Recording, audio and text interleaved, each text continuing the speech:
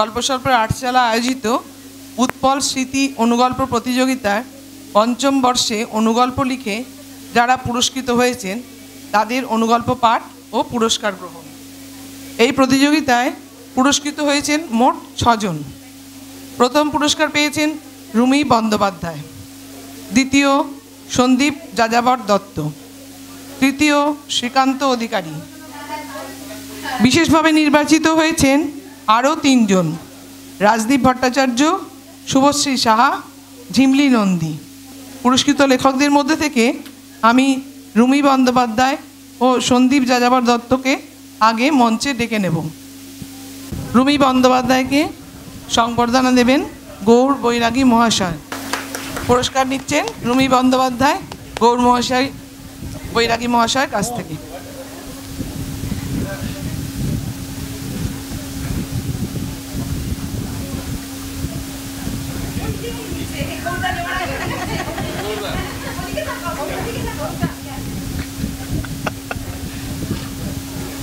দ্বিতীয়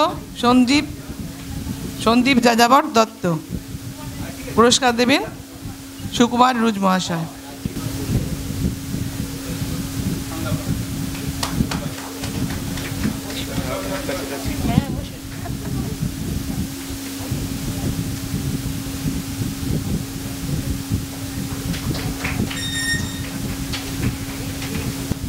তৃতীয় শ্রীকান্ত অধিকারী। পুরস্কার দেবেন গৌর বৈরাগী মহাশয়।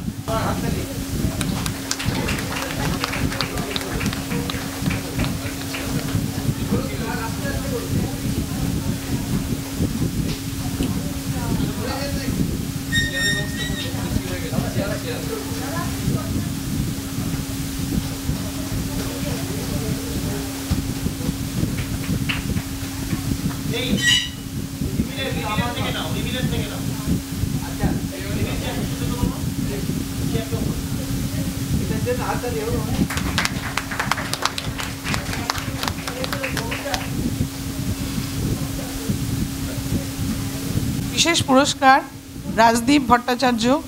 পুরস্কার দেবেন শৈবাল চট্টোপাধ্যায় মহাশয়।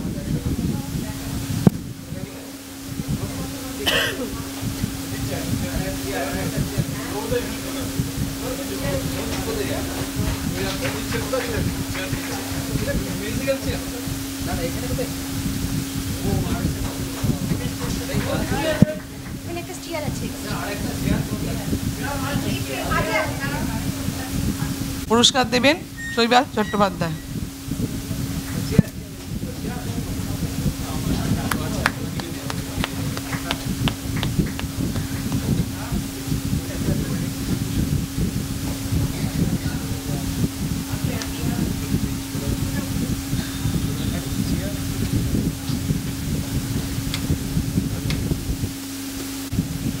এবার প্রথম পুরস্কারপ্রাপ্ত লেখিকা রুমি বন্দ্যোপাধ্যায়কে তার গল্পটি পাঠ করার অনুরোধ করব। প্রথমেই আর্চারাকে অনেক ধন্যবাদ এরকম একটা প্রতিযোগিতার আয়োজন করার জন্য। গল্পের নাম গর্ভিণী। অনামিকার চোখের একটা গুণ আছে, জলতরঙ্গের মতো ব্যথার কাঁপুনি ফেলতে পারে। অন্যায় মুখ মুছে বলল, এগুলো সবই এক্সক্লুসিভ ডিজাইন, আপনার পছন্দ হচ্ছে না? ভোরে ওঠে অনামিকা। অম্লান তখনও ঘুমে। সে চা করে, ভাত চাপায়, স্নান সেরে বাসি জামা কাপড় মেলে। রান্নাঘরের জানলার সামনে পেয়ারা গাছটাকে জিজ্ঞেস করে, কী রে, ভালো আছিস? ফুলে ভরা গাছটা কখনো উত্তর দেয়, কখনো বেবাক বোবা। আজ তরকারি রান্নার সময় হয়নি, আলু পটল সিদ্ধ দিয়েছে ভাতে। অম্লান নিশ্চয়ই খেতে গিয়ে গজগজ করবে, বেশি বাবুয়ানি লোকটার। পাক ধরা ধানের মতো রং চেয়েছিলাম, ছবিগুলোর সাথে তো মিলছেই না। অম্লানের বানানো জুটের এথনিক জুয়েলারিগুলো হাতে নিয়ে পরখ করেন মিসেস দাশগুপ্ত। নড়ে চড়ে বসে অনামিকা, হাঁসফাঁস করতে করতে জিজ্ঞেস করে, তাহলে আমি ফিরে যাব? আসলে অনেকটা দূর থেকে আসছে তো, ট্রেনে পাক্কা 2.5 ঘন্টা। ভদ্রমহিলার মায়া হয়, মৃদু স্বরে বলেন, কত মাস চলছে তোমার? অনামিকা উত্তর দেয়, 7-এ পড়লাম। ফেরাতে পারেন না মিসেস গুপ্ত। রংটা মনে না ধরলেও সেটটা কিনে নেন।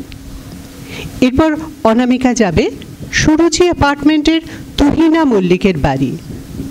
ঢুকেই জল চাইবে। গ্লাসটা ঢকঢক করে খালি করে হাতটা পেটে আলতো করে ছোঁয়াবে অনামিকা। অম্লান এতক্ষণে ঘুম থেকে উঠে পড়েছে। ছবি আঁকতে বসবে। কাশফুল দেওয়া একটা হরিণী চর, তার ঠিক মাঝখানে শ্রান্ত ছোট্ট ডিঙি, এক ফালি নীল আকাশ। তুহিনা মল্লিকের ড্রয়িং রুমে এসিটা 22-এ। বড্ড গরম আজ। তোমায় দেখে মনে হচ্ছে ছেলে হবে, তুমি কি চাও গো? ভদ্রমহিলার প্রশ্নে মাথাটা নিচু করে হাসে অনামিকা। আহ, কি নিখুঁত লজ্জা! কে জানে দিদি, যেই আসুক সে যেন সুস্থ হয়।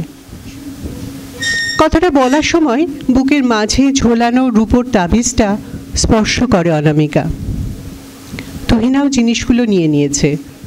গর্ভিণী সেলস গার্লকে কি ফেরানো যায়? অনামিকার ব্যাগটা এখন অনেকটাই খালি, নির্ভার। তাও কোথা থেকে এক খাবলা পাথর এসে মেয়েটার বুকে চাপতে চায়।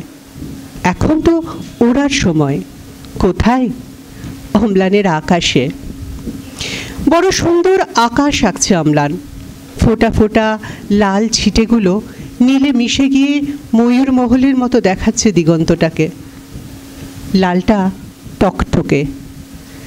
আগের মাসেই গর্ভের ঝালরে বসা সদ্য ভ্রূণটাকে নষ্ট করার সময় অনামিকা যেমন লাল দেখে চোখ বন্ধ করে নিয়েছিল, তেমন এখন আর কেউ আসবে না। অভাবের সংসার। পাথরটা জোর করে সরায় অনামিকা। কাঁটার গর্ত থেকে বেরিয়ে অম্লানের আকাশে উঠতে থাকে। এবার নিজেকে রাজেন্দ্রাণী মনে হয় ওর। 7 মাসের গর্ভবতী হওয়ার অভিনয়ের সবটুকু ক্লেদ গা থেকে ঝরে যায়।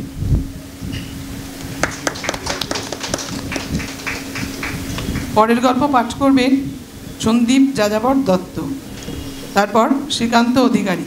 এই 3টি গল্পে আলোচনা করবেন সুকুমার রোজ মহাশয়। প্রথমেই গল্প স্বল্প রাটছালাকে অসংখ্য ধন্যবাদ এবং কৃতজ্ঞতা। আমি সন্দীপ দত্ত, কিন্তু নাম বিভ্রাটে যাযাবরকে বক্ষে ধারণ করতে হয়েছে আর কি। আমার অনুগল্পের নাম ঠান্ডা লড়াই। দীর্ঘ তাপপ্রবাহ। দোতলার ঘরগুলো যেন আধুনিক যৌতুকগৃহ। হগুতা ইএমআই দিয়ে একটি সস্তার এসি কিনতেই হলো। আজ বিকেলেই টেকনিশিয়ান ইনস্টল করে গেছে। মধ্যবিত্তের বাজেট মানেই ফিসকাল ডেফিসিট। তবুও দেনায় কেনা এই শীতলতার কদর খুব। বৃত্ত বদল না হলেও বৃত্ত বদল হয়, অন্তত পাড়া প্রতিবেশীদের কাছে। বাবিন একটু বড় হওয়ার পর ডাবল বেডটা ছোট হয়ে আসছিল যেন। বাবিনের মাকে প্রয়োজন ছিল, মায়েরও বাবিনকে, আমি অতিরিক্ত। অতএব নিজের জন্য বরাদ্দ হলো আলাদা ঘর, আলাদা বিছানা, আলো নিভলে একটা আলাদা জগৎ।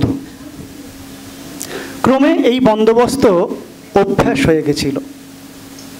এই নির্বিবাদ সহাবস্থানার রুটিনে আজ অবশ্য একটু বৈচিত্র্য। শোনো না, এই গরমে আর অন্য ঘরে শুয়ে কাজ নেই। হাড়াহাড়ি বালিশ ফেললে 3 জনের ঠিক কুলিয়ে যাবে। জানি তোমার পা মেলতে একটু অসুবিধা হবে, কটা মাস তো। সিলিং ফ্যান ছাদের গরম বাতাস টেনে নামায় রাতে। জানালায় ছোট হাই স্পিড ফ্যান বেঁধে ঠান্ডা হওয়ার বৃথা চেষ্টা করে গেছি কদিন। তাই গিন্নির প্রস্তাবে আর অমত হতে পারলাম না। মাথা নেড়ে বললাম, তোমরা শুয়ে পড়ো, আমার একটু দেরি হবে, আসছি। ভেজানো দরজা ঠেলে ঢুকতে গিয়ে কেমন যেন লজ্জা লজ্জা করছে। ফুলশয্যার রাতেও কি ঠিক এরকম লাগছিল? মনে পড়ার আগেই বিছানার সামনে খাটের একটা দিকে চাপ পড়লে খুব শব্দ হতো। বাবি যখন খুব ছোট্ট, সন্তর্পণে উঠতে হতো আমায়, পাছে ওর ঘুম ভেঙে যায়। পুরনো অনভ্যাস ঝালিয়ে নিলাম। বিছানা বদল হলে ঘুমও মানুষটিকে চিনতে দেরি করে বোধহয়। সেটুকু বিলম্ব আর নাইট ল্যাম্পের আলোটুকু সম্বল করে ঘুমন্ত দুই পরিজনকে বহুদিন পরে চিনছি যেন। বাবিনের চাদরটা ঠিক করে দিলাম, হয়তো দরকার ছিল না, তবুও। ওর মায়ের সামনের কগাছার চুল যেন অনন্তকাল এভাবেই গালের উপর পড়ে হালকা বাতাসে কেঁপে কেঁপে উঠছে। ছুঁতে ইচ্ছে করছে খুব। বেশ বুঝতে পারছি এসির শীতলতা আর আমার উষ্ণতার মধ্যে একটা ঠান্ডা লড়াই শুরু হয়েছে। ধন্যবাদ। পরবর্তী গল্পকার শ্রীকান্ত অধিকারী। গল্প স্বল্পর আটচালাকে সকল যারা কর্মকর্তা রয়েছেন তাদের প্রত্যেককে আমার শ্রদ্ধা এবং কৃতজ্ঞতা জানাচ্ছি। আমার গল্প হেরো।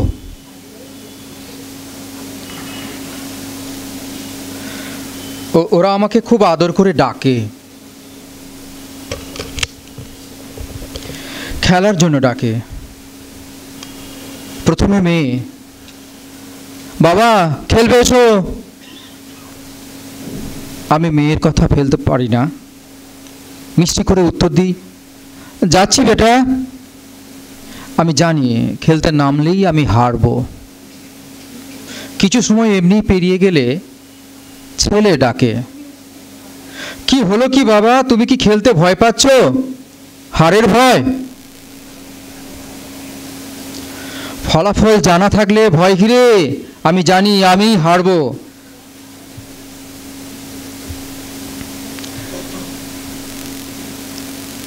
আমার ভাগ্য তোদের মতো চৌকস নয়। অনেকবার দেখেছি জিততে জিততে হেরে গেছি। শেষ মুহূর্তে আর ছক্কা পড়েনি, বারবার টিকটিকির মতো ছক্কার উল্টো দিকেই উপুর হয়ে 3 পড়েছে, কা তার হয়নি। আবার পুট যখন অত্যন্ত দরকারি হয়েছে তখন 5-এ গিয়ে থেমেছে। দানগুলো সব আটকে থাকে 2 কিংবা 4-এ। কাজেই খেলা শেষে হারের পুরস্কারটা আমার বরাদ্দই থাকে, অর্থাৎ উল্লসিত মুখগুলো সব চিকচিক করে ওঠে। মাঝে মাঝে খেলতে যেতে ইচ্ছেই হয় না, মনে হয় যাব সেই তো হারবো। না, হারবো নয়, ওরা হারাবে। একসঙ্গে জোট বেঁধে আমাকে খাবে। ওদের নিজেদের বেলায় কেউ কাউকে খায় না, না দেখার ভান করে পাশ কাটিয়ে চলে যায়। ওরা পরস্পরকে খেলে নাকি আমি জিতে যাব, সেটা তো হতে দেওয়া যায় না। আবার ভাবি আমি হারি বলেই ওরা আমাকে ডাকে। হারার জন্যেও তো খেলোয়াড় প্রয়োজন, কারণ জিততে গেলে হারতে হয় কাউকে। ওরা যখন জেতার উল্লাসে চোখে মুখে আনন্দে হাতে হাত দিয়ে উচ্ছ্বাস প্রকাশ করে, আমিও উচ্ছ্বসিত হই। ভেতর থেকে ডাক আসে আরও একবার। মেয়ে ডাকে, ও বাবা এসো, লুডোর গুটি সাজিয়ে বসে আছি কখন থেকে। আমার কাছ থেকে কোনো সাড়া না পেয়ে ওদের মা বলে, ছাড় তো, ডাকিস না ওই হেরে লোকটাকে, সব সময় হারে। তারপর কাছে এসে মুখোমুখি বসে, চোখে হাজার ছক্কার ফুটি, ডান হাতটা আমার বাম কপলে আলতো ছুঁয়ে বলে, আমি তো কবেই হেরে বসে আছি তোমার কাছে, জিততে পারলাম কই, তবু বেশ আছি। তা ঠিক, হারেরও একটা মজা আছে, যে মজাতে আমি, সে ও সারা সংসার মজে আছে। নমস্কার। গল্প 3টি নিয়ে আলোচনা করবেন সুকুমার রোজ মহাশয়। গল্পের আটচালা পরিবারের সবাইকে এবং এই সভাঘরে উপস্থিত প্রত্যেককে আমার আন্তরিক শুভেচ্ছা, শ্রদ্ধা এবং ভালোবাসা। তিনজনের তিনটি গল্প শুনলাম, রুমি বন্দ্যোপাধ্যায়ের গর্ভিণী, সন্দীপ যাযাবর দত্তের ঠান্ডা লড়াই এবং শ্রীকান্ত অধিকারীর হেরো। প্রথমেই বলা হয়েছে যে তিনটে গল্পই অনুগল্প। এখন অনুগল্প লেখার চলন হয়েছে বলে একটা কথা প্রচলিত আছে, কিন্তু আমার মনে হয় যে বহু আগে থেকেই এই ধরনের ছোট ছোট গল্প লেখা চলছে। হয়তো অনুগল্প এই নামটা ছিল না। আমরা বনফুলের গল্পগুলোর কথা বলতে পারি, রবীন্দ্রনাথের লিপিকার ছোট ছোট গল্পগুলোর কথা বলতে পারি, বিদেশি সাহিত্যে মপাসার গল্প বা অন্যান্য কাপকার গল্পগুলো বলা যেতে পারে। সে কথা থাক, এখন অনুগল্প যে বিষয়টা, এগুলো তো একটা সৃজন একটা শিল্প। এর তো নির্দিষ্ট কোনো মাপকাঠি থাকে না, অঙ্কের মতো কোনো ফর্মুলা থাকে না যে কোনটাকে অনুগল্প বলবো, কোনটাকে ছোট গল্প বলবো। ওই a+b² = a²+2ab² মতো কোনো ফর্মুলা কিন্তু গল্পের ক্ষেত্রে বা সাহিত্যের ক্ষেত্রে যে কোনো শিল্পের ক্ষেত্রেই থাকে না। কেননা প্রতিনিয়ত এই সাহিত্য প্রবাহিত হতে থাকে প্রবাহমানা নদীর মতো। বিভিন্ন লেখক তাদের নিজের মনের মাধুরী মিশিয়ে তাদের অভিজ্ঞতা, তাদের দর্শন, তাদের ভাবনা সেখানে দিয়ে নতুন নতুনভাবে সৃষ্টি করেন। সুতরাং আজকে যেটা অনুগল্প বলবো সেটা দেখা গেল যে 5 বছর পরে সেটা অনুগল্প বলে বিবেচিত হচ্ছে না, এটা হতেও পারে। তো বর্তমানের নিরিখে আমরা প্রচুর অনুগল্প পড়ার পরে যা মনে হয়েছে যে অনুগল্পের ব্যাপারটা ছোট্ট করে বললেনি, যে অনুগল্পের আয়তন তো ছোট হবেই, এটা একটা বহিরাঙ্গের শর্ত আর কি। কম শব্দ সংখ্যা হবে। অনুগল্পের মধ্যে একটা কাহিনী থাকতেও পারে, নাও থাকতে পারে, তবে কাহিনী থাকা উচিত। কেননা যেহেতু গল্প, সেহেতু তার মধ্যে একটা ছোট্ট গল্পের একটা স্টোরি লাইন তো থাকা দরকার। অনুগল্প খুব ভালো বলা হয় যখন অনুগল্পের মধ্যে প্রতীকী ব্যঞ্জনা থাকে, ছোট ছোট বাক্যে গল্পটি লেখা হয় ইত্যাদি বিষয়গুলো ভাবনা চিন্তা করে এই নিরিখে যদি গল্প তিনটের বিচার করি, তাহলে গল্পগুলো অনেকটা ছোট গল্পের কে কাছাকাছি। ছোট গল্পকে ছোট করে নেওয়া হয়েছে। কখনোই ওই গাছের বনসাইয়ের মতো ছোট গল্পের বনসাই কিন্তু অনুগল্প নয়। আমি বিশ্বাস করি না যে একটা ছোট গল্পের বনসাই করলে সেটা অনুগল্প হয়ে যাবে, কখনোই নয়। কেননা বনসাই করতে গেলে তার যেমন প্রধান মূল এবং প্রধান কাণ্ডটি ছেঁটে ফেলা হয়, সেরকম একটা গল্পের প্রধান বিষয়কে, প্রধান ভাবনাকে যদি কেটে বাদ দিয়ে দেওয়া হয়, শুধুমাত্র প্রতীকী ব্যবহার করা যায়, তাহলে কিন্তু সেটা হয়ে ওঠে না অনুগল্প। যাকে অনুগল্প কাকে বলে এ নিয়ে একটা ছোট্ট ধারণা আমার মতে আমি দিলাম। এবার গল্পের আলোচনায় চলে আসি। রুমি বন্দ্যোপাধ্যায়ের গর্ভিণী গল্প, যে গল্পটা একটা সেলস গার্লের গল্প। যে মেয়েটি আপনারা শুনলেন, গল্পটার বিস্তার আমি যাচ্ছি না। আমি বলবো যে গল্পটার বিষয় ভাবনাটা ভালো। উনি সময়কে ধরতে চেয়েছেন, বর্তমান সময়ের যে ক্রাইসিস সেটাকে ধরতে চেয়েছেন, যে একটি মেয়ে সে তার প্রোডাক্ট সেল করার জন্য সে বিভিন্ন জায়গায় বিভিন্নভাবে যাচ্ছে এবং সে একটা গর্ভিণীর নামেই বোঝা যাচ্ছে যে এটা গর্ভিণী সেজেছে, সে আসলে সে গর্ভিণী নয়। গদ্যটা ভালো লিখেছেন, গদ্যটা বেশ ভালো, তবে বেশ কিছু জায়গায় বর্ণনা আছে, তখনই মনে হচ্ছে এটা ছোট গল্প হয়ে গেছে। অনেকটা এডিট করা যায়, এই বর্ণনাগুলো বাদ দেওয়া যায়, এই লোভটাকে সংবরণ করতে হবে। সময়কে ধরা হয়েছে এবং গল্পের বিষয় ভাবনা ভালো। আরেকটু যদি শৈল্পিকভাবে বলা যেত, এর মধ্যে যদি একটু প্রতীকী ব্যঞ্জনা আনা যেত, সংলাপ যে বাক্যগুলো আছে ওইগুলোকে যদি আরেকটু কেটে কেটে ছোট করা হতো বা অন্যভাবে বলা যেত, তাহলে এটা একটা পারফেক্ট অনুগল্পের জায়গায় যেতে পারতো বলে আমার মনে হয়। এটাকে একটা ছোট আয়তনে ছোট গল্প বলেই আমার মনে হয়েছে। এরপরে সন্দীপ যাযাবর দত্তের যে গল্প, একটা সামাজিক গল্প, এখানেও একটা ক্রাইসিস আছে এই গল্পের মধ্যে। কাহিনীটা ভালো, নারী পুরুষ এবং সন্তানের গল্প। সেখানে দেখা যাচ্ছে যে তাদের শীতলতা আর উত্তাপ, এই দুটোকে নিয়ে উনি খেলেছেন বেশ ভালো। তার মধ্যে তাদের যে দারিদ্র্য সেটাও ধরা হয়েছে। এই গল্পের বিষয় ভাবনা ভালো, কাহিনী ভালো। ঠান্ডা লড়াই যেভাবে চলছে, গল্পটা খুব সহজে মনের মধ্যে প্রবেশ করে এবং গল্পটা অনুগল্প হয়েছে বলে আমার মনে হয়েছে। তবুও আমি বলবো যে এটাকে আর কিছু জায়গায় এডিট করা যেতে পারতো, আর কিছু শব্দ ফেলা যেতে পারতো। অনুগল্প লেখার একটাই শর্ত হচ্ছে যে লেখার পরে আমি একটা করে শব্দ চাপা দিয়ে পড়লাম একটা বাক্য, দেখলাম যে ওটা বাদ দিয়ে আমি কি বলতে পারছি। অনেক সময় দেখা যায় যে ক্রিয়াপদের দরকার নয়। যেমন ধরুন আমি যাচ্ছি, একটা বাক্য, আমিটা বাদ দিলাম, যাচ্ছি। যাচ্ছি বললেই তো বোঝানো যায় যে আমি যাচ্ছি, তাহলে আমিটা বাহুল্য, আমিটা বাদ দেওয়া যায়। যাচ্ছি বললে তো তুমি যাচ্ছ বা হরি যাচ্ছে রাম যাচ্ছে নয়, আমি যাচ্ছি। সুতরাং যাচ্ছি বললেই যখন হয়ে যাবে আমিটা বাদ দেব। এইভাবে যদি ছোট ছোট করে বাদ দেওয়া যায়, কাটা কাটা শব্দ দেওয়া যায়, তাহলে বাক্য তৈরি করা যায়, তাহলে খুব স্মার্ট হয়। এই একটা ব্যাপার। তো সন্দীপ যাযাবর দত্তর বাক্যগুলো অপেক্ষাকৃত ভালো, তবু আমি বলবো এডিট করার জায়গা আছে। আমি ওই কারণে আবার গল্পটা হাতে নিয়েও দেখলাম যে কোথায় কোথায় শব্দ ফেলা যায়, তারপরেও কিন্তু পাঠকের কাছে শৈল্পিকভাবে ওটাকে পরিবেশন করা যায়, তাহলে অনুগল্প হিসেবে গ্রহণযোগ্যতাটা অনেকটা বাড়বে। শ্রীকান্ত অধিকারীর হেরো গল্প আমার বেশ ভালো লেগেছে, কিন্তু গল্প নট অনুগল্প, এটাও কিন্তু অনুগল্প হয়ে ওঠেনি। অনুগল্পের মধ্যে যে প্রতীকী ব্যঞ্জনা দরকার, যে রূপক দরকার, সেই জায়গায় নেই। আমি দেখা গেল একটা শুয়োরের গল্প বললাম কিংবা একটা মাকড়সার গল্প বললাম, আর কিচ্ছু বললাম না, আসলে কিন্তু আমি মানুষেরই গল্প বললাম।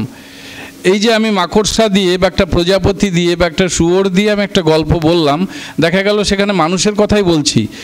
পাঠক গল্প পড়বে কেন? কবিতা বলুন, গল্প বলুন, ছোট গল্প বলুন, এগুলো পড়ে পাঠকও তো সৃজনের আনন্দ পেতে চায়, তার জন্যই পড়ে। পাঠকও ক্রিয়েটিভিটির আনন্দ পেতে চায়। একটা অনুগল্প পড়ার পরে সেইটাকে খনন করে, সেটাকে জারিত করে পাঠক যখন নতুনভাবে বিভিন্ন অভিমুখ থেকে তাকে দেখতে থাকবে এবং আবিষ্কার করবে, তখনই কিন্তু সেটা প্রকৃত অনুগল্প হয়ে উঠবে। আমরা জানি যে কবিতা শীর্ষ শিল্প, কিন্তু কবিতার অনুগল্প এত কাছাকাছি। কবিতা যেমন বারবার বারবার পড়ে সেখান থেকে আবিষ্কার করতে হয়, ও এইবার বুঝেছি কবি এই কথাটা বলতে চেয়েছেন।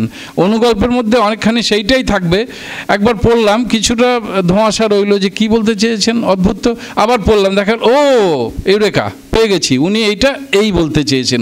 এই যে আবিষ্কারের আনন্দটা পাঠক পেলেন, তখনই কিন্তু ওটা সার্থক অনুগল্প হয়ে ওঠে, পাঠকের কাছে আরও বেশি মনোগ্রাহী হয়। তো এই গল্পগুলো আরও উৎকর্ষ দরকার বলে আমার মনে হয়েছে। এটুকুই বলার। ধন্যবাদ তিনজনকে। আপনারা লিখতে থাকুন। হয়তো স্পষ্ট ভাষায় যেটা বললাম, আমি ওই মন রেখে কথা বলার অভ্যেস নেই, মাফ করবেন। এবার গল্প পাঠ করবেন রাজদীপ ভট্টাচার্য গল্পের, এবং তারপরে শুভশ্রী সাহা। এই দুটো গল্পের আলোচনা করবে মৌসুমী রায়। আর তারপর গৌর বৈরাগী মহাশয়কে অনুরোধ করব 5টি গল্প নিয়েই আলোচনা করার জন্য। নমস্কার। গল্প স্বল্পের আটচালাকে আমার অনেক শ্রদ্ধা। আমাকে এই মঞ্চে কথা বলার সুযোগ করে দিয়েছেন, এই মহা সমারোহের অংশ করে নিয়েছেন।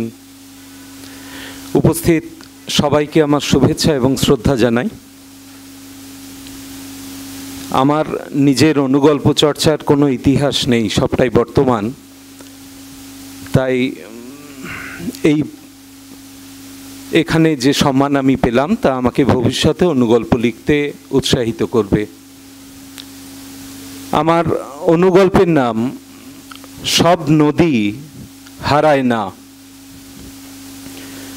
ভূগোল অনার্স কলেজ থেকে ছেলে মেয়েদের নিয়ে অসিতবাবু আরাকু ভ্যালিতে। দলে 4 জন মাত্র ছেলে আর বাকি সব মেয়ে। ভোরবেলা ভাইজ্যাক থেকে কিরণডুল এক্সপ্রেস ঝিকঝিক করে ব্রিজ আর টানেল পেরুতে পেরুতে গাঢ় সবুজ পাহাড় চিরে পৌঁছল আরাকু স্টেশনে। লটবহর নিয়ে সব হোটেলে। পরের দিন থেকে ফিল্ড ওয়ার্ক শুরু। পাহাড়ের গা বেয়ে নেমে আসা ছোট্ট নদী, বর্ষার জল পেয়ে চঞ্চল খরস্রোতা, তারই বুকে নেমে গভীরতা মাপা। নদীর পাড়ে ডাম্পি লেভেলের লেন্সে চোখ অনুষ্টুপের, ফোকাস করা আছে দূরে ধরে রাখা স্টাফের দিকে। স্টাফ মানে একরকম বড়সড় স্কেল আর কি, সেটা আবার সুনেত্রার হাতে। হাতের ধাক্কায় বারবার নড়ে যাচ্ছে লেন্স, আর ফোকাস হচ্ছে সবুজ সালোয়ার পরা সুনেত্রার হাসি মুখ। অবশ্য প্রথমে এমনটা আকস্মিকভাবে ঘটলেও পরে কয়েকবার অনুষ্টুপ যে ইচ্ছে করেই করেনি তা হলপ করে বলা যায় না। পাথর পাথর আর পাথর, সেই পাথর ফাটিয়ে হয় মাটি, আর লাল মাটির বুকে ভুট্টা ক্ষেত। নদী পথ ধরে ছাত্রছাত্রীদের নিয়ে চলেছেন অসিতবাবু। নদীও কলকল করে, উঠতি বয়সের ছেলে মেয়েরাও। একটু পিছিয়ে পড়েছে অনুষ্টুপ, ওদের দলটা সামনে। নদী পাড়ে পাথুরে মোড় ঘুরতেই দেখে একটা ছোট্ট ঝোড়া নেমে এসেছে, তিত্তিরে জল, আর তার পাড়ে পাথরের উপর বসে সুনেত্রা। অনুষ্টুপ বলেছে, কিরে এখানে বসে কেন, হোঁচট খেয়েছিস নাকি, ধরবো? বাড়ানো হাত ধরে উঠে দাঁড়িয়েছে সুনেত্রা। একটু থেমে বলেছে, লুকিয়ে দেখতে খুব ভালো লাগে তাই না? ব্যাস, পাথর ভেঙে মাটি, আর মাটির বুকে সবুজ গাছ, তাতে রং বেরঙের ফুল এবং প্রজাপতি। উষ্ণ থরথর করে কাঁপা ঠোঁটের স্বাদ ঠিক কার মতো তা ভাবতে ভাবতেই করমণ্ডল এক্সপ্রেস ফিরেছে হাওড়া স্টেশন। এতদিন পরে হঠাৎ খেয়াল, একটা তিত্তিরে নদী খুঁজতে আবারও শরতে আরাকু ভ্যালি। সেই কিরণডুল এক্সপ্রেস, ময়ূরী হোটেল, পরদিন সকালে হাঁটতে হাঁটতে আবারও সেই নদী। চাষের ক্ষেত জুড়ে এখন রিসর্ট, আর সেদিনের পাথরে বাঁক অনেক খুঁজে যখন পেয়েছে তাকে আর চেনা যায় না কিছুতেই। সেই নির্ঝর হারিয়েছে রিসর্টের সাজানো উঠোনে। 4 বছরের পদ্য দৌড়ে এসে হাঁপাতে হাঁপাতে বলেছে, জানো পাপা, মার খুব কষ্ট হয়েছে এখানে এসে। কেন সোনা, কি হয়েছে? মা বলছে এখানে নাকি একটা ছোট্ট নদী ছিল, সেটা হারিয়ে গেছে। না সোনা, হারায়নি তো। তাহলে সেই নদীটা কোথায় পাপা? সেই নদীটাই তো এখন একটা মিষ্টি মেয়ে, তার নাম হলো পদ্ম। মেয়েকে কোলে নিয়ে জাপটে ধরেছে অনুষ্টুপ। পিছন পিছন হেঁটে হেঁটে আসা সুনেত্রার মুখে তখন রিমঝিম বৃষ্টির মধ্যে চলকে ওঠা রোদ্দুর। ধন্যবাদ সবাইকে। গল্পের নাম সেলস গার্ল। তীক্ষ্ণ দৃষ্টিতে তাকিয়ে রইলেন সুলেখা মেয়েটির দিকে। হতশ্রী শরীরের শির ফুলিয়ে ওঠা কপালে সমানে তর্ক করে যাচ্ছে, সাহস বলিহারি। ব্যাপারটা সেরকম কিছু নয়। সুলেখা মেয়েটির কাছ থেকে একজোড়া বিছানার চাদর কিনেছিল। চেনা নেই, পরিচয় নেই, বাড়ির সামনে ফিরি করতে এসেছিল। একটা চাদর ঠিক হলেও আর একটা চাদর সামান্য কাটা বেরিয়েছে। সুলেখা কী জন্যে নেবে তাহলে? আজ সুলেখাও একদম তকে তকে ছিল। বাইরে গলার আওয়াজ শুনেই বেরিয়েছে, এই যে তোমার চাদর আমি নেব না, কাটা বেরিয়েছে, ওই রকম না থাকলে টাকা ফেরত দিতে হবে। টাকা ফেরতের নিয়ম নেই আমাদের, বদলে নিন মাসিমা। কী নেব বদলে? ওই তো কয় জোড়া, যেমন ছিঁড়ি তেমন রং। আমার একরকম দুটো লাগবে। শুনে রুক্ষ মুখ আরও রুক্ষ হলো। দেখে শুনেই তো নিয়েছিলেন, আমরা তো মলে বিক্রি করি না, একটা ঘাড়ে কতটা মাল বওয়া যায়, পছন্দ না হলেও নিতে হবে তা বলিনি, কিন্তু টাকা ফেরতের নিয়ম নেই। আমরা কোম্পানির মাল বিক্রি করি। কোন কোম্পানি তোমাদের? Tata company? ওভাবে বলবেন না, আপনাদের নয় কেনার জায়গা অনেক আছে, সবার তো থাকে না। আমাদেরও রক্ত জলের টাকা। আজকাল দেখি কেউই কারোর ভালো থাকা সহ্য করতে পারে না, বিশেষ করে তারা নিজেরা যদি। সুলেখা কথা শেষ না করেই বললেন না থাকে চাদর থাক, টাকা ফেরত দিতে হবে না, ভেবে নেব গেছে। খয়াটের মুখ শক্ত হয়ে উঠল, কোনো কথা না বলে চলে গেল। খেতে বসে মলয় সব কথা শুনে সুলেখাকেই ধমকালেন। লাভ করতে গিয়ে নজর নিচু করলে ঠকতেই হবে, যাই বলো তোমারই মানসিকতার পাল্টালো না। সুলেখা মুখ শক্ত করলেন। তার বাপের বাড়ির অবস্থা সরেস নয়, মলয় সুযোগ পেলেই সে কথা ঠারে ঠোরে জানান দিয়ে দেয়। কম দামে কিনতে চাওয়াটা কি অন্যায়? এদের কাছে আটপৌরে জিনিসগুলো থাকে, সবেতেই বড়লোকিপনা দেখানোর কি আছে? আহা, একটা টেস্ট বলে ব্যাপার আছে তো। যাকগে, লিভ ইট, এরা এইভাবেই লোক ঠকিয়ে খায়। দুদিন বাদে দুপুরবেলা কলিং বেল বাজলে সুলেখা চোখ রাখলেন আই হলে, সেই মেয়েটি। মাসিমা, আপনার চাদরটা অনেক কষ্টে মিলিয়ে এনেছি, এবার দেখুন তো। এই তো সেম প্রিন্ট, তুমি ভাই আর 100 টাকা রাখো। সুলেখা যেন চাদর পেয়ে মলয়ের কাছে জিতে যাওয়ার একটা আনন্দ পেলেন। না মাসিমা, যা দাম তার থেকে বেশি বা কম কোনোটাই নেওয়ার উপায় নেই আমাদের, আমরা কোম্পানির মাল বিক্রি করি। রুক্ষ মুখে স্পষ্ট প্রশান্তির ছাপ। গল্প দুটো নিয়ে আলোচনা করবে মৌসুমী রায়। ধন্যবাদ গল্প স্বল্প রাটচালাকে। অনুগল্প এবং যাবতীয় এ নিয়ে বিস্তৃত আলোচনা করেছেন আমার অগ্রজ সাহিত্যিক শ্রী সুকুমার রুজ মহাশয়। আমি সরাসরি গল্পে আসছি। প্রথম গল্প রাজদ্বীপের সব নদী হারায় না আসলে অনুগল্পের ইঙ্গিতময়তা এবং কাব্য প্রবাহমানতার একটি মূর্ত প্রতীক।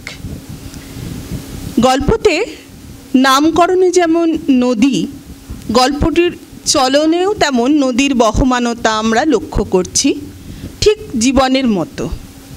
যে জীবন আদ্যন্ত কুসুম পেলব রোমান্টিকতা দিয়ে শুরু হয়ে কঠিন বাস্তবে বাঁক হারায়, বাঁক বদল করে জীবনের অন্য অভিমুখে যায়, ঠিক সেই রকম একটি জীবনের কাহিনী এই ছোট্ট গল্পটি অনুগল্পটিতে বিধৃত হয়েছে। এবং তার মধ্যে আমরা পরতে পরতে খুঁজে পাচ্ছি রোমান্টিক একটি আবহ এবং তার একটি কাব্যগুণ। কারণ অনুগল্প আসলে একটি কবিতার মতো, এক বিন্দু জলের মতো, কুয়াশার মতো পলকে আসে পলকে হারিয়ে যায়, খানিকটা রেশ রেখে যায়। রাজদ্বীপের গল্প তেমনি একটি ভালো লাগার রেশ রেখে গেল আমাদের কাছে। আসলে তো সব নদী হারায় না, তার রূপ বদল হয়। ঠিক তেমনি করে আমাদের এই গল্পের নদীটি একটি ছোট্ট শিশুতে পরিণত হয়েছে। শিশু আর নদী এখানে একাত্ম হয়ে গেছে তাদের ভালোবাসার মধ্য দিয়ে। পরবর্তী গল্প শুভশ্রী সাহার সেলস গার্ল ঠিক কাব্যময়তার বিপ্রতীপে গিয়ে একটি কঠিন বাস্তবে আঘাত হানছে। কঠিন বাস্তবে সম্পর্কের বিভিন্ন পরত আসছে। একটি সেলস গার্লের সঙ্গে মধ্যবিত্ত মানুষের সম্পর্ক, আবার মধ্যবিত্ত সমাজে যে ছোট ছোট উন্নাসিকতা, একটু ক্লাস প্রেজুডিস, মানে তার স্ত্রী, এতদিনের স্ত্রী, আমরা শুনছি কাকু কাকিমা বলে সম্বোধন করছে মেয়েটি, সুলেখাকে কাকিমা বলছে, সুতরাং তিনি বেশ প্রৌঢ় হয়েছেন, জীবনের অনেকটা পথ পেরিয়ে এসেছেন। তা সত্ত্বেও মলয় কিন্তু তার স্ত্রীকে তার সেই পুরনো বাপের বাড়ির আমলের সাংসারিক অবস্থা নিয়ে ঠুকতে ছাড়ছে না, অথচ তারা একটা আশা করা যায় সাকসেসফুল একটা দাম্পত্যের মধ্য দিয়ে যাচ্ছে।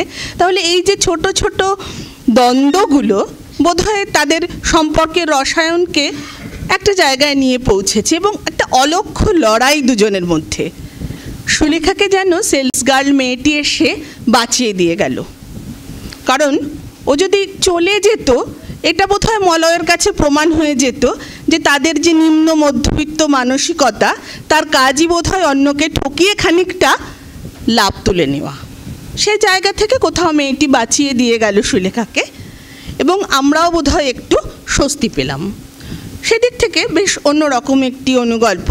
আমার ভালো লেগেছে গল্প দুটি। আর সবথেকে বড় কথা, যে গল্পটা অলরেডি স্বীকৃতি পেয়ে গেছে তাদের আমরা শুভেচ্ছা জানাতে পারি পাঠক হিসেবে এবং নিবিড় শ্রোতা হিসেবে। সকলকে ধন্যবাদ। ভালো থাকুন সকলে, লেখায় থাকুন, গল্পে থাকুন। পাঁচটি গল্প নিয়ে আলোচনা করবেন গৌর বৈরাগী মহাশয়। সবাইকে শুভেচ্ছা, বৈকালিক শুভেচ্ছা। আসলে আমার মুশকিল হলো আমি একটু নোট ফোট না দিলে লিখতে পারি, বলতে পারি না, মাথা থেকে হারিয়ে যায়। 5টা গল্প শুনেছি, সব হারিয়ে গেছে, প্রায় নোট নিইনি। তো যেটা আবার একটু নোট নিয়েছি আর কি, সেটা হচ্ছে রাজদ্বীপ। আর আগেই বলে নিই যে এখানে সত্যি বাঘা বাঘা গল্পকার, যারা যারা অনুগল্প লিখেছে যতটুকু বুঝেছি, আমি বিচারক হলে খুব মুশকিলে পড়ে যেতাম কাকে ফার্স্ট। এবং সবাই এখানে যারা গল্প লেখে তারাও কিন্তু মনে মনে ভাবছে হা এইটাকে ফার্স্ট করলো না, এ কিন্তু সর্বাণী মিটমিট করে হাসছে। তারপরে ও বুঝতে পারছে ও এই দ্বন্দ্বে পড়েছে আর কি। আমার ক্ষেত্রেও তাই, যে এটা ফার্স্ট হলে ভালো হতো কি, ওটা সেকেন্ড হলে ভালো হতো, এইরকম একটা। আসলে গল্পগুলো সবই ভালো গল্প এবং বাঘা ভাগা গল্প এবং বাঘা বাঘা গল্পকার, এটা ঘটনা আর কি। তো আমার যেমন এখানে একজন বাঘা গল্পকার বসে আছে, তার গল্পের তো আলোচনাই হলো, অরিন্দম বসু। আমি ওর গল্পের বইটা আছে, বইটা বেরিয়েছে। অরিন্দম বসুর যেটা মজা, সরি আমি অরিন্দম বসু, আমার মাথাও গণ্ডগোল হয়ে গেছে, অরিন্দম গোস্বামী। এবং ওর যে গল্পের অনুগল্পের আর একটা বৈশিষ্ট্য হলো প্রথম লাইনই পাঠককে ভয়ঙ্কর একটা আবর্তের মধ্যে ঢুকিয়ে দেয়, একটা রহস্যময়তার মধ্যে ঢুকিয়ে দেয়। পাঠক সেখান থেকে নড়তে পারে না। এটা হচ্ছে ওর গল্পের বৈশিষ্ট্য। শুধু ওর নয়, আমার মনে হয় অনুগল্পের বৈশিষ্ট্য এটাই হওয়া উচিত। আমি তো 10টা বাক্য লিখব, প্রথম লাইনই আমি যদি পাঠককে ঘায়েল না করতে পারি তাহলে কিন্তু মুশকিল হবে, সে এড়িয়ে যাবে, চোখ এড়িয়ে যাবে তার। তো এখানে যেমন এই রাজদ্বীপের গল্প আমার ভাগে পড়েছিল, আমি ভাবলাম এই 3টি বোধহয় শেষে বলতে হবে। রাজদ্বীপের গল্পটা অদ্ভুত গল্প। যেমন বলছে সব নদী হারায় না, এই যে গল্পটার মধ্যে একটা আছে সব নদী হারায় না, এটা কবিতার লাইন হতে পারে, একটা কবিতার লাইন দিয়ে গল্প হতে পারে। এবং এই চলমানতা আছে, শব্দ আপনি লক্ষ্য করে দেখুন, সব নদী হারায় না, অর্থাৎ এটা একটা চলমানতা আছে, স্থির নয়, চলছে। গল্পটাও কিন্তু চলছে, হয়তো 20 বছর ধরে চলছে, হয়তো 15 বছর ধরে চলছে। দুজনে বেড়াতে গেছে, আরাকুতে প্রেম হয়েছে, ভালোবাসা হয়েছে, কলেজ থেকে গেছে, দুজনের মধ্যে প্রেম হয়েছে, প্রেমের পর বাড়ি এসেছে, তার বিয়ে থা হয়েছে, বিয়েতে হবার পরে কিছু সন্তান হয়েছে, পদ্ম। তাই তো হয়, কবিতার কন্যার নাম পদ্ম, তো পদ্ম হয়েছে। এবং তারপরে 10 বছর কি 15 বছর বাদে আর খুঁজে পাচ্ছে না। স্বাভাবিক কি খুঁজে পাচ্ছে না? আমাদের যে এই শহরায়ন নগরায়ন সব তছনছ করে দিচ্ছে, পাহাড় নদী সব কিছু, রাস্তা সব বদলে দিচ্ছে।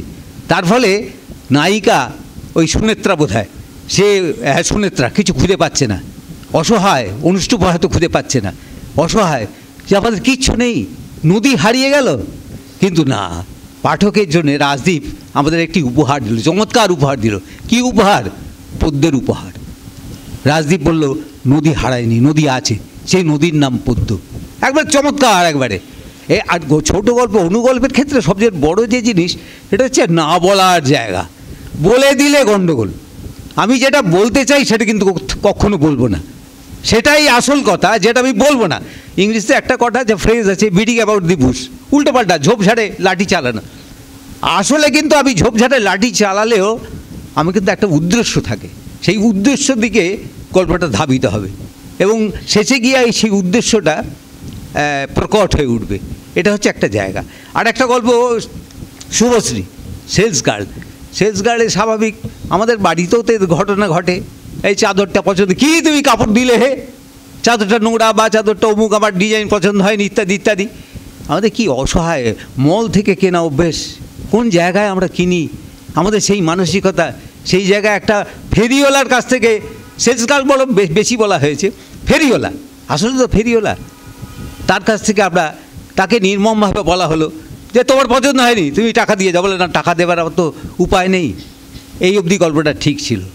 ও আবার যখন ফেরিওয়ালা এসে এই যে একটা চূড়ান্ত জায়গায় চলে গেল, ফেরিওয়ালা অসহায়ভাবে বলছে, এই সমাজ ব্যবস্থার সামনে, এই মল কালচারের সামনে একজন অসহায় ফেরিওয়ালা, সে বলছে দিদিমণি, এ তো আমাদের ফেরত দেবার কোনো উপায় নেই, আমাদের তো সুযোগ নেই।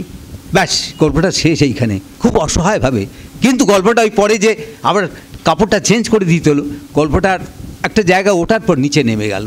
বললো না, একটা মানুষের দুঃখ, সবচেয়ে বড় যে জিনিসটা শিল্পের ক্ষেত্রে, সমস্ত শিল্পের ক্ষেত্রে সবচেয়ে বড় জায়গাটা হচ্ছে দুঃখের জায়গা। দুঃখটাকে স্থায়ী করুন, তবে সে গল্প স্থায়ী হবে। অসহায়, দুঃখ, এগুলোকে স্থায়ী করতে হবে। মিলন বেশি দিন টেকে না, মিলন খুব তাড়াতাড়ি নষ্ট হয়ে যায়। আপনি দুঃখটাকে স্থায়ী করুন গল্পের ভেতরে, তবে সেই দুঃখ স্থায়ী হবে, বেঁচে থাকবে। এটাই আমার জায়গা।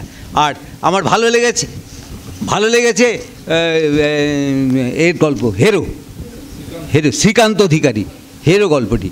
এবং এই গল্পটা বিশেষ করে অনুগল্পের ক্ষেত্রে যেটা মনে হয় যে ইন বিটুইন লাইন্স, গল্পটা থাকে ইন বিটুইন লাইন্স। গল্পের ক্ষেত্রে দুটো শব্দের বাক্যের ভেতরে ভেতরে গল্প গেতে চলছে, কিচ্ছু বলছে না, শুধু গল্পের ভেতরে ভেতরে, বাক্যের ভেতরে ভেতরে গল্পটা বলে দিয়ে চলে যাচ্ছে। আমাদের খুঁজে নিতে হবে। পাঠকের কাজ হলো গল্পটাকে যখন আমরা খুঁজে বার করতে পারি, আরে এটা তো লেখক এইটা বলেছে, এই আনন্দটা কিন্তু আমার স্থায়ী। আমি তো একটা কিছু পেতে চাই, এই গল্পটা আমি পড়বো কেন যদি আমি আবিষ্কার করতে না পারি? আসলে অনুগল্পতেও আবার আবিষ্কারের জায়গাটা আছে, সেটা এই আমাদের হেরো গল্পের ভেতর দিয়ে। এই জীবনে সত্যি আমাদের হেরো, আমাদের প্রত্যেকটা মানুষ আমরা হেরো। এই দুঃখের জায়গাটা, একটা হেরো মানুষের দুঃখের জায়গাটা কিন্তু স্থায়ী রূপ দিয়েছে এই হেরো গল্পের ভেতর দিয়ে, আমাদের ভালো লাগার জায়গা। আর ঠান্ডা লড়াই, সুকুমার যা বলেছে আমি একমত সুকুমারের সঙ্গে, একটু যেন কোথাও বেশি বলা হয়ে গেছে ঠান্ডা লড়াইয়ের জায়গাটা।